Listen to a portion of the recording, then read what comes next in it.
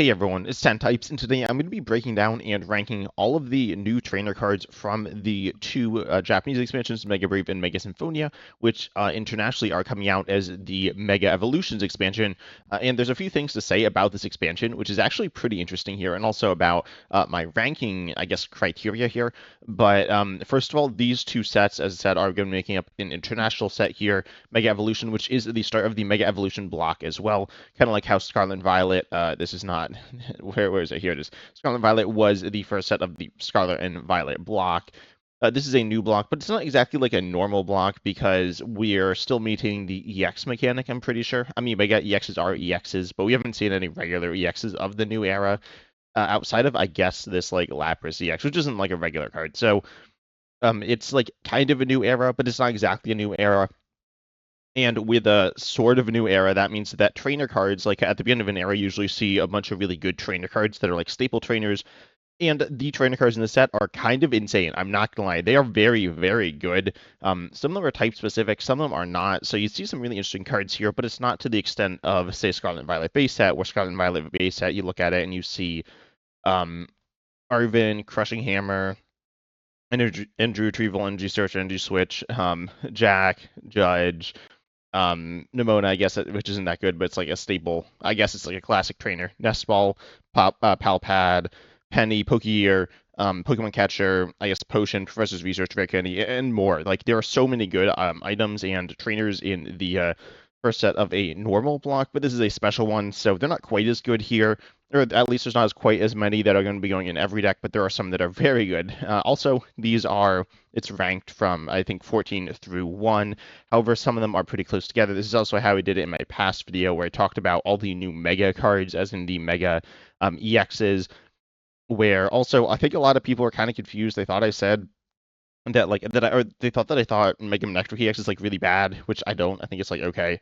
But I think all of the megas, or at least most of the megas 9 through 2 are really close, and that's like kind of similar here as well for these trainers, where I'd say there's like half of the trainers are okay, not terrible, but like not great. They're just fine. And then half the trainers are like really amazing. So I'll break that down as we get to that point. But let's hop right into the actual rankings in the first card here, which is actually the only, I believe, reprint in this set, which is Repel. Repel is an item here that says you force your points active to the bench. It's okay. We've seen cards. Oh, okay. Repel is a reprint here, so that is meaningful. It wasn't very good when it was in standard, but it was a card. But it's similar to Iron Bundle, I guess, which in standard is very good, right? Iron Bundle is a card that has seen a bunch of play and is pretty good. It's not broken, but it's definitely a very solid card in standard. However, it's also searchable, so it's like not as big of a. I know it's not like as hit or miss as something like Repel, where you need to draw into the Repel, or something like an Arven or something to search it out, which is like not a very good use of resources there. Iron Bundle is more versatile, so Repel is just not very good here, unfortunately. It's not terrible or horrendous card or anything like that. Being the worst card in the set, or worst trainer in the set, does not mean it's bad, but it's also not super good here. Then the next card we have here is the first of, I believe, 4 stadiums in the set, which is Dangerous Ruins here, which says whenever any player puts a basic Darkness Pokemon, or basic Pokemon except for Darkness Pokemon onto the bench, they put 2 damage counters on that Pokemon. Also, with the criteria, I didn't mention this yet, but some of it's within the actual metagame. Some of it's kind of like in a vacuum, as in like, theoretically we could get cards in the future to help out with it, or like, not just what we have in standard right now, because a lot of those cards will be rotated at some point when these cards are in standard. But Dangerous Ruins here isn't super good with the cards in standard. I don't think it adds a little bit of extra damage to your opponent's board, theoretically to yours if you want to use Monkey Dory or something like that, though I don't think the synergies are super amazing there. A lot of the decks that really rely on Monkey Dory have stadiums they want to use, and one of them is Marnie's as well, which is the best or the second best user of Monkey Dory, and it's Darkness, so it like doesn't even. I mean, it kind of works, but not really. So Dangerous Ruins is not very good. It's not like horrendous or anything like that, but it's also not super strong here. So it's all right. Kind of cool with something like Dodrio, where you want damage on your own Pokemon. And expanded something like Spiritomb. They're not Spiritomb because it's a Darkness Pokemon, so it doesn't actually get damaged, but something like that, could be good. We've seen sames like this in the past that are okay. But just okay. They're a little bit niche, and sometimes they have the right Pokemon to pair with it. Comment down below if I'm missing something, if there's some like super good partner that I'm forgetting. I don't think there is, but I could be missing something. But ultimately, it's okay. Could be pretty good within the right situation, or it could be just kind of bad if that situation doesn't arise. But it's, I guess, even okay outside that for a little extra damage sometimes. Then we have the next card here, which is another stadium here, which is the Stadium Surfing Beach, which is another type-specific stadium. I think all the stadiums here are type-specific. And it's, of course, a water stadium here. It works with water Pokemon, saying that you can switch an active water Pokemon when your bench water Pokemon. I think this is best used with Palafin EX, which isn't like that good anyways, but it's okay. But ultimately, the stadium I think is pretty bad because it's pretty similar to a Switch, which Switch is like a solid card, not a bad card here, or Air Balloon as well. A similar idea, but notably Switch within something like Palafin, where you could already retreat. So you're looking for a Switch and then a retreat. But then Surfing Beach is kind of bad because it doesn't work with other types of Pokemon, right? You need two water Pokemon there. And then that's very limited to specific situations. And if your opponent tries to gust you up and trap like a Pheasant Dip GEX or something like that in the active, Surfing Beach doesn't get out of the active. So Surfing Beach, I think, is very limited in its use cases. It's not like super bad though. I mean, switches are pretty good. And theoretically, this could be used over and over again. And again, it works really well with Palafin EX. Kind of, you have some awkwardness with needing two water Pokemon. So you have the Palafin or the Palafin EX and then the other Pokemon, but I think it's still like okay. Ultimately, though, it's like a little situational, and also water's kind of bad. I think theoretically, it's a solid stadium if water was good. Like if Chimpao EX was a good deck in standard, which is okay, but it's like not really played very much, and it's not that good. But if that deck was good, Surfing Beach would be okay. And if water was like a like top 5 type or something like that, which it's probably the worst type in standard. But if it was like good, this would be solid. It would see some play, but ultimately, I don't think it's going to see very much play immediately, but far in the future, it definitely could. I would not be shocked by that. Then we have the next card here. This is a really unique card. It's the supporter card here, Lieutenant Surge's Deal. This is definitely the hardest card on this list for me to rank because it's a supporter here that says you ask your opponent if they agree to have each player take a prize, and if they do, then you each take a prize. But if they don't, then you draw 4 cards, which is really bizarre, right? Giving your opponent control over your decisions usually is bad. And I can't really think of a super similar card to this. There is Sword Word and Shield Bird, which was bad. Like somewhat of a similar concept here, except that you'd only draw 3 cards. So then your opponent would probably just let you draw 3 cards, which is kind of bad. So drawing 4 cards is all right, though. If this is always drawing you 4 cards, that's fine. If you're each taking a prize, theoretically that's good or bad. I don't know. You need the right synergies. You have Pokemon like the new Mega Mawile EX or Blood Moon Saluna EX or Aegislash EX or something like that, where you do more damage based on prizes that one of the players has taken. Also something like Hops Cramorant, you got different Pokemon that want certain prize situations, but then also your opponent kind of knows that, so they're just going to say, oh, you draw 4 cards. So you need to be able to get value from both things, though, because if you don't get value from each player taking a prize, then they'll just say, like, oh, yeah, we'll just each take a prize, and it's bad. Or theoretically, it could be even worse than that. It could be actively bad, and, like, I mean, worst case scenario, your opponent has 1 prize remaining, and you don't, and then you just literally lose on the spot. And if there's situations where this card is worse than drawing 4 cards to take both prizes, your opponent will just take that, and then you have the supporter that's kind of bad. You will always get a card no matter what when you play this, which is like cool, I guess, but just getting 1 card off the prizes isn't that good. Overall, if this card could take really good advantage of the taking prizes, it could be very good. Obviously, then your opponent would just kind of deny it like all the time, but then you draw 4 cards, so that's like still not bad.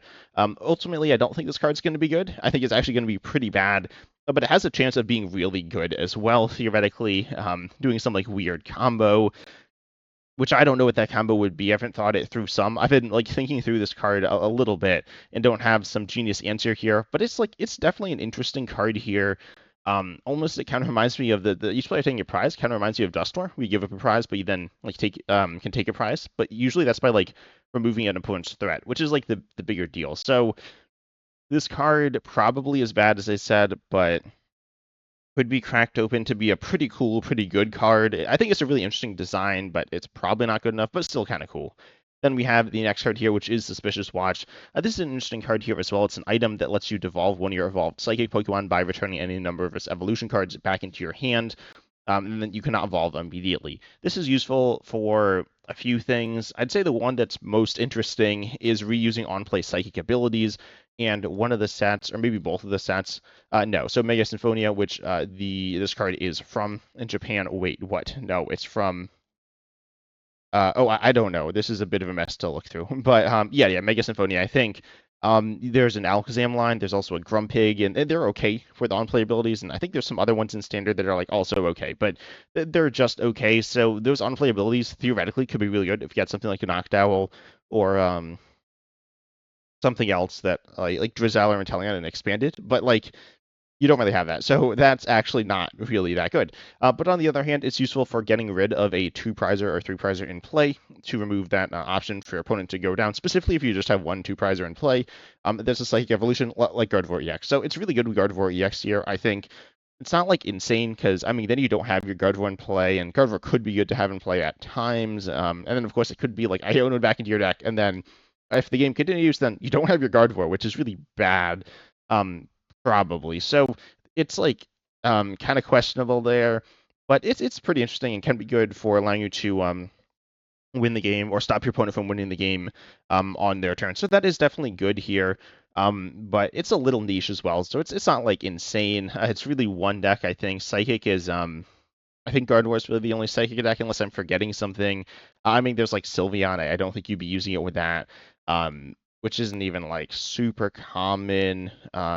It's not like the main attacker really. So that's a little bit that's actually very, very niche. I'm just kind of looking through here. Nothing really stands out. I mean, Gardevoir isn't like it's a good use case, but it's not an insane use case. And then also, I did like I got a comment. Someone mentioned you could also do this with Mega Gardevoir EX, but like that's bad because you want to attack with it. You want some Pokemon with a good ability that you want in play at some points, but you also don't want in play at some points. So, or you want to replay it. But so it needs to be a Psychic Evolution with a good ability, which is again relatively niche. But Gardevoir EX does check that off.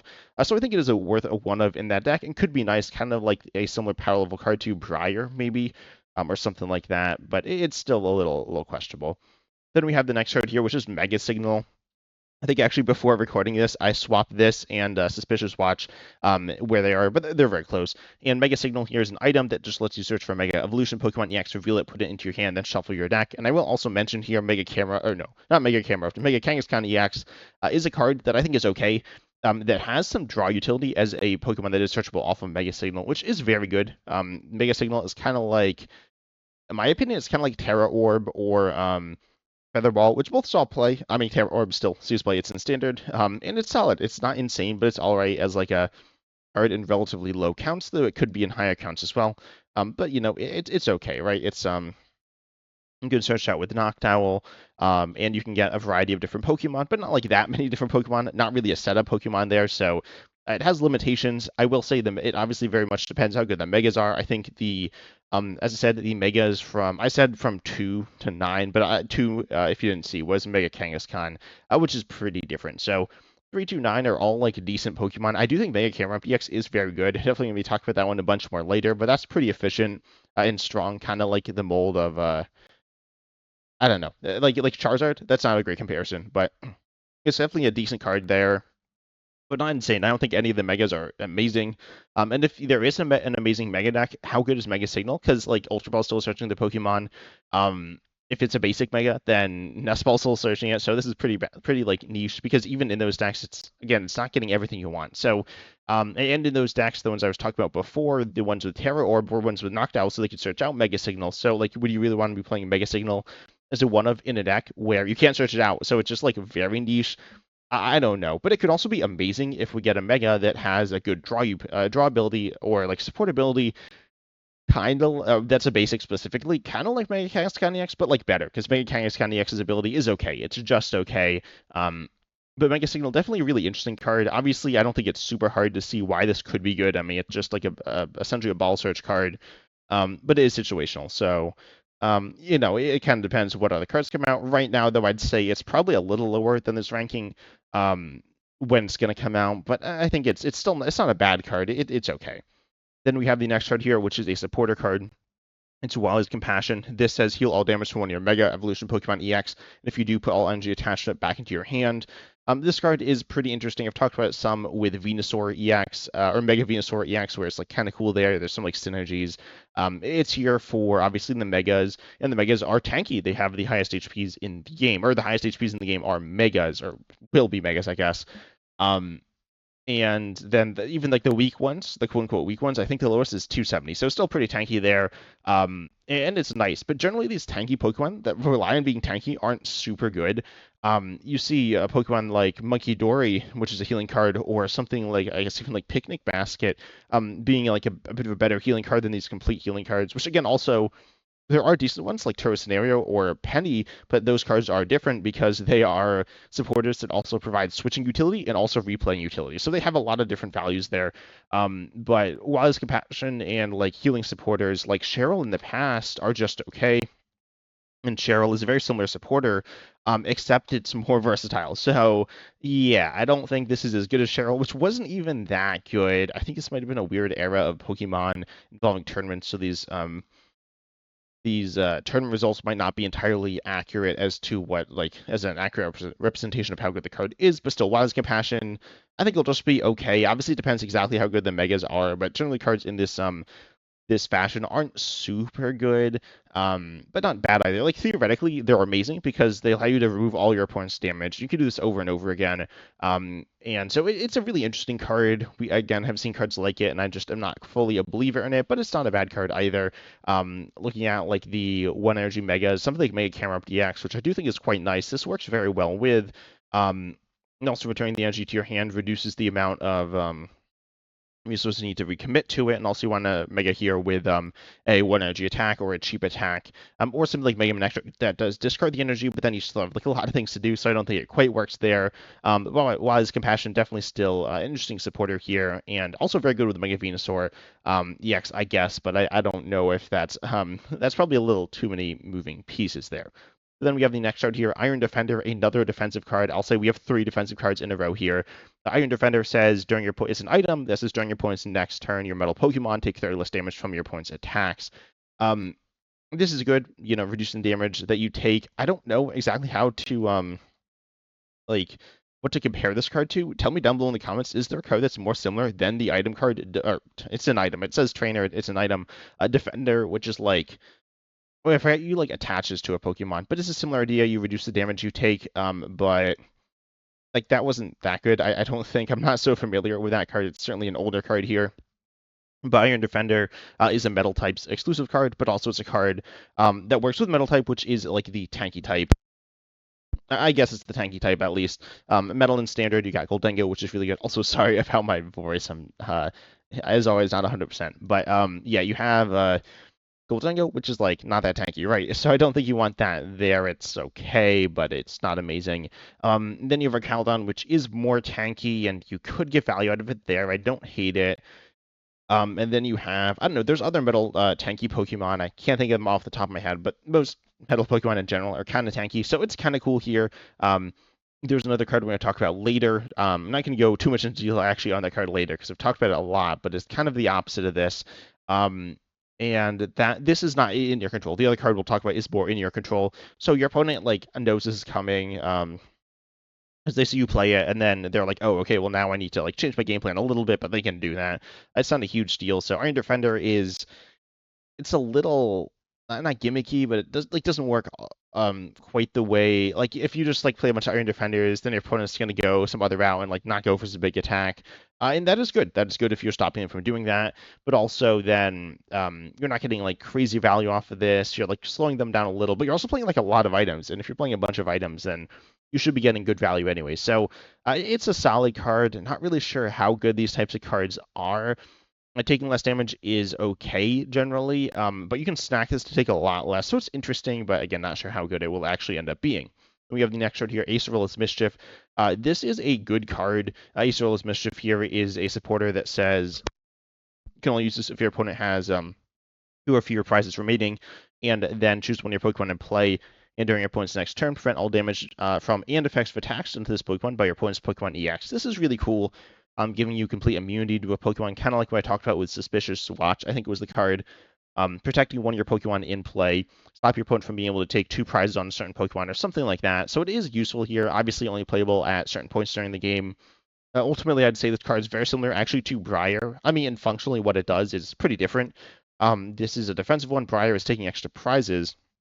But Briar is a card that allows you to can only be played on a certain turn. This one's a little more specific than Acer Mischief, and then you take an extra prize though, which is really big. But it's also a little situational. This isn't or like specific to. I mean, it has to be a Terra here. Acer Mischief just stops any EXs, which are most Pokemon in the game, and can protect any Pokemon. But Briar is, it's good, but it's still a little situational, but very strong as well. So definitely a decent card here. Now we're moving a bit more into the quite good cards here. Not sure exactly how good this will be, if it will find a spot that's amazing for it. I've heard some different takes on it. Some people saying it's like super good, some saying it's like okay. I think it's going to be, somewhere in the middle there. It's a decent card for defense, but also defensive supporters I've been kind of talking about. Healing and defensive supporters generally aren't super good. In the TCG, not like terrible, but generally don't quite live up to their hype either. Then we're moving into the top 5 here, and these cards are very good, I will say. So first we have Vitality Forest. So Vitality Forest is it's a pseudo reprint here of honestly probably one of the best games ever, which is Forest of Giant Plants, allowing you to evolve your grass Pokemon immediately the turn you put them into play. Not the first turn of the game though, so this is not leading to some crazy turn 1 combos, but it does allow you to get grass Pokemon into play quickly and recover from difficult positions as well. So it's really good in terms of burst potential. Vitality Forest, I'm not actually sure what the good combos here are. You do have like Festival Lead, but like that's not good. That doesn't. Well, it's okay, but it doesn't work with that. That might be the best Grass Evolution deck in Standard right now. I'm not like missing something obvious, right? I'm pretty sure I'm not. So you have Toadschool. Toadschool is like kind of cool. You have similar things like Hydrapple. You have or Hydrapple EX. There's Hydrapple and Hydrapple EX, 2 separate decks there. So there's some like interesting combos. Ultimately, I don't think it's amazing here, but I do think there are. It's a good card. I just don't think the partners are quick enough. There's Mega Venusaur EX as well, of course, from the new set, and I think Mega Venusaur EX has very solid support with this set. So I like it. Not sure if I really believe in the Pokemon around it, but I think this card is very, very good. Honestly, it could be like the top card in the set if you wanted to make an argument for that. But I just don't think it's gonna practically be that good, but as like just a card, it is very, very powerful. Then we have the next card here, Fighting Gong. This card's honestly kind of boring here, but it's a fighting type support card that says you search your deck for a basic fighting Pokemon or a basic fighting energy, reveal it, put into your hand, then shuffle your deck. Fighting Gong is the same functionally as Netball and Fog Crystal, except it's different types. It's very good for fighting decks. It's like probably a 4 of any fighting deck. Because Nest Ball is good. It's like a little bit better than Nest Ball. I don't know. I mean, it's not necessarily better than Nest Ball, but it's depends exactly what you're running. But it's kind of like Earthen Vessel plus Nest Ball, kind of stuck together, a little weaker, but it's still pretty good. So in the end, it's more versatile. So it's a very good card. Not too much to break down here. Going to be really good in fighting decks. Not like an amazing card that's going to make fighting drastically better, but it could make it definitely a bit better here. It is a very, very nice card. Kind of boring, but good. Then we have the number 3 card, which is also making fighting better. This is the opposite of Iron Defender. This is Premium Power Pro. I'm not going to talk about this card too much. It's like kind of talked about a lot, but it just increases damage of your fighting Pokemon by 30 more this turn. And I've broken this card down like so much, so I don't want to talk about it too much here. But like it's super good. We've seen cards like this in the past. Specifically, Electro Power is the most similar. And yeah, it was very, very good. I don't know if it'll be quite as good. Specifically, the fighting Pokemon in the game right now are just kind of okay. Mega Lucario EX is like kind of mediocre. With the support it has, I think it'll be like pretty good. But this support's kind of absurd. With Fighting Gong and Premium Power Pro, you have crazy damage, crazy search, and yeah, it's like so good. I think it's amazing for Cynthia's. Just a really, really huge fan of this card. Extra damage is always nice. You can burst all in one turn. You can wait. You can do lots of different things, but it's very, very good. Now moving on to the number 2 card here. This one is another type specific card. It's a psychic type support card. And it's a stadium here saying that once during each player's turn, they can discard an energy from their hand to draw until they have as many cards in hand as the number of psychic Pokemon they have in play. This card kind of reminds me of Genesect V. It's not as strong as Genesect V, which is very good. Probably, I don't know how like high it ranks in all-time Pokemon ever, but it's got to be pretty high, which allowed you to draw until you have as many cards in hand as Fusion Strike Pokemon in play. But you have like some specificness. You need to be playing mostly Psychic Pokemon, if not all Psychic Pokemon, but like just play as in Gardevoir, right? It's absurd for Gardevoir. Mega Gardevoir EX is like not that good for Gardevoir. Suspicious Watch is not that good for Gardevoir. They're not bad cards for Gardevoir. They're okay. Mystery Garden is insane for Gardevoir. It's like so much draw, and it's your stadium. You could look at stadiums kind of like they're once per turn, so you can look at it as like a supporter, but it's like an extra supporter. You could play every turn. So Mr. Garden is super insane. Just drawing you a bunch of cards. It's not drawing you. I don't know. It's probably drawing you 3 or 4 cards. Kind of sounds about right. And you're doing the energy in hand, so it's like some setup, I guess, kind of. But like it's very good. So it's just an extra amount of draw added to your deck. I'd say it's definitely stronger than UEX's draw, which is like not bad draw. And this is not taking up a bench slot. It's your stadium. You want stadiums to bump stadium, so it's just an insane card. Probably will be the strongest stadium in the game once it comes out, unless there's something I'm forgetting. There's like Aerosio Underdepths, which is this is definitely better than. There's Jamming Tower. This is definitely better than. Obviously, this is type specific, but it's so good for Psychic. I think it's kind of crazy. As I said, there's a lot of really, really good type specific cards here. Mr. Garden is so good. It's kind of crazy that this isn't the best card in the set, but it is super good here. But we have the last card here, which is the supporter card here, Lily's Determination. Lily's Determination is a supporter card. Shuffle your hand into your deck, then draw 6 cards. If you have 6 prize cards remaining, draw 8 instead. So first of all, shuffle draw 6 is good, right? It's Cynthia. Cynthia was a strong supporter. This was an older era of Pokemon, so looking at these statistics here, it'll like look worse than it actually was, which it does not look bad here, but it was better than this. Just looking at like how many different decks there are. So it was very, very strong. I will say though that the rules during the game were a little bit different. So Cynthia was stronger as it could be played turn 1 going first, but still. Cynthia is like super good, but then Liz's Determination is better than that at the beginning of your game, because if you have 6 prizes remaining, aka the start of the game, you draw 8. So at the start of the game, it's shuffle draw 8, which is absurd. Cynthia is shuffle draw 6, which is very good. There's shuffle draw 5, which is not even like that bad. It's kind of bad. This is almost twice as good as that. Lily's Determination shuffle draw 8 is absurd. I think this will be the best card in the game when it comes out. I'm not someone who, I mean, I kind of overhype things. I kind of overhype things that are more mediocre. I like to kind of lean towards the middle. If I think a card's super, like if people are saying a card's super good, I kind of push back a little. This is a card that is super good though. This card is like like kind of broken. I've recently started doing a ranking of a bunch of cards in standard, and the new cards to kind of be able to better analyze these cards for you. And this card is like off the charts, not like off the charts of the whole scale, but it is, in my opinion, better than the strongest cards in the game. It's better draw than Iono. I know has disruption, but also it's like really good late game draw. I guess the most similar card would be Research, which is draw 7 at any point, and this is like kind of a similar level of draw to that. It's stronger in the early game, where draw is like probably more important, or no, it's like definitely more important because you're trying to set up. But it's like a similar draw power if you say that, but also you don't discard all your cards. So that's like, Research has this big downside. Lily's does not have that downside. I mean, I guess losing your hand is, like, you'd rather not shuffle your hand to your deck. You'd rather just draw 6 cards or 8 cards, obviously, but like, that's absurd, right? So, yeah, this is insane draw. This is just so good. It's just drawing you so many cards. It's honestly not that flashy, but the amount of cards it draws is so crazy. I think this card is one of the strongest cards we've seen in quite a while. And as I said at the beginning of the video, this is the new era, and this is the new staple card of the new era. Really, the rest of the cards aren't really in that vein at all, because most of them are pretty type specific. They're kind of staples for types, but they're not staples in general. But I guess Repel kind of is, but Repel's kind of bad. So Lily's Determination is so good. Am I overrating this though? Tell me down below in the comments. But I hope you enjoyed. Make sure you like and subscribe. Hit the bell. Join the channel as well. All that good stuff. And as Osmic says, see you in the next video.